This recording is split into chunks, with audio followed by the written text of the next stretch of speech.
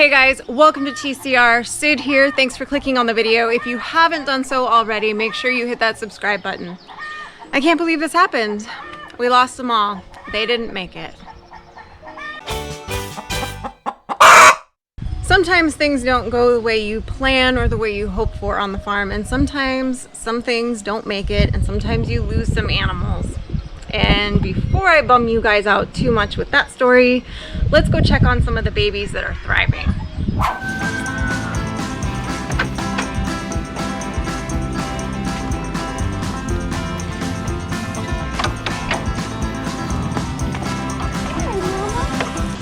Linda. So Linda's doing great.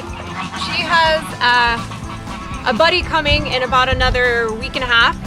So hopefully they'll get along like gangbusters, huh?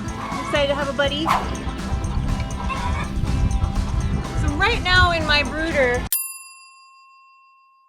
I've got another 25 meat birds, Cornish cross, that we just got, what, two days ago now? And we've got our others, we'll check on them in a minute, that we've got out in the chicken tractor that are gonna be due to be processed in another few weeks. So this is our second batch, and I just ordered our third batch this morning that'll be coming in about another, let's see, month and a half. So let's take a look at these guys and see how they're doing. Hi, Linda. Hi, babies.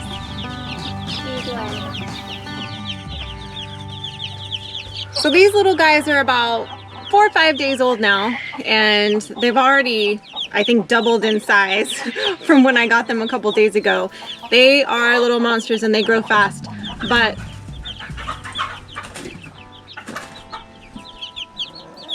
that was a lot. These little guys are doing great. I've got this one over here, this barred rock. Woo, hey, that was a jumper. This barred rock here was one of the extra birds that they sent. And then this silky that's running around is Frankie's birthday chicken that she wanted. She really wanted another silky. It usually takes them about a day and a half to figure out their hot plate. So I come out here several times the first day that I get them and kind of shove them back under, and eventually they get it. So they're doing well. They're eating, they're drinking, and they seem to be thriving. So let's go check on the turkeys that I just moved.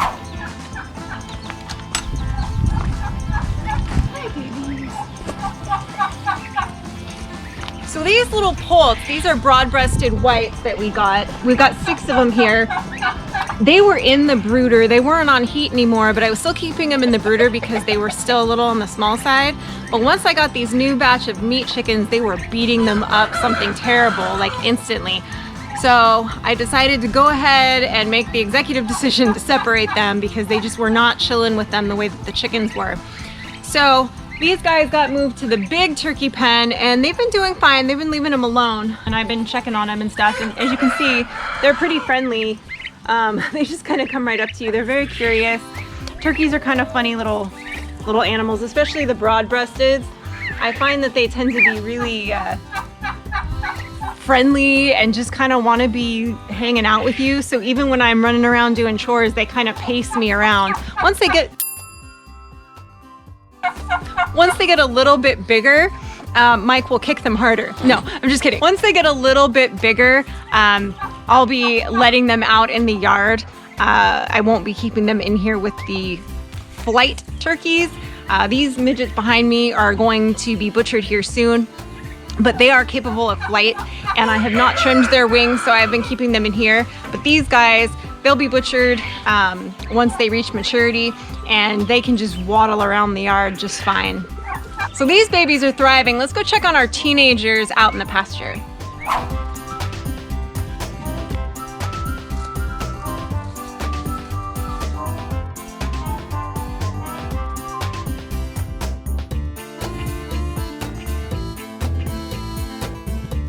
So these teenage Cornish out here are almost ready to be butchered. They've got about another, month or so to go before we process these guys out, which will be perfect timing because the ones that we just looked at in the brooder, they'll be ready to be moved out here by then. These guys are doing great. They get fresh pasture every day. I move the tractor, and they are doing excellent, and they are really getting bulky, as you can see.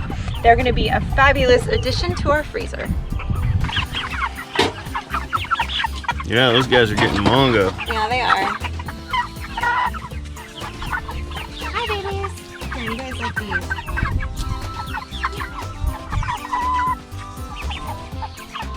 Make a liar out of me?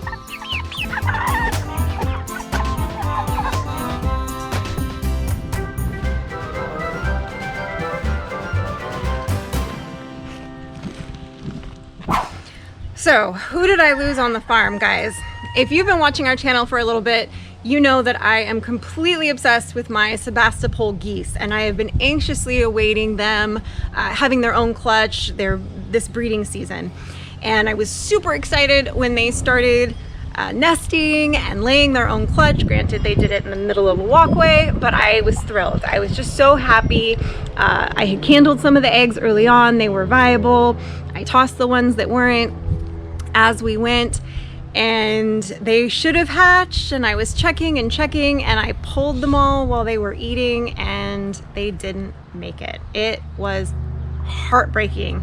I was so sad, and it still took me about another week to get the girls completely off the nest, even though the eggs were gone. They were like walking around in like a hen daze, like they just were looking for their eggs, and it was just heartbreaking.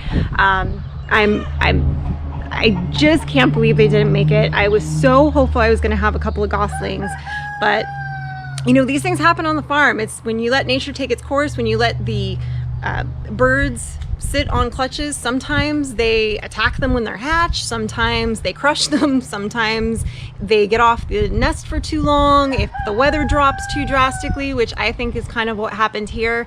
We got a little unexpected heavy rain kind of just past the midway point for them, about day 20, and they just didn't make it. I think they got too cold and too wet, and those eggs just weren't viable any longer, and it was really a bummer.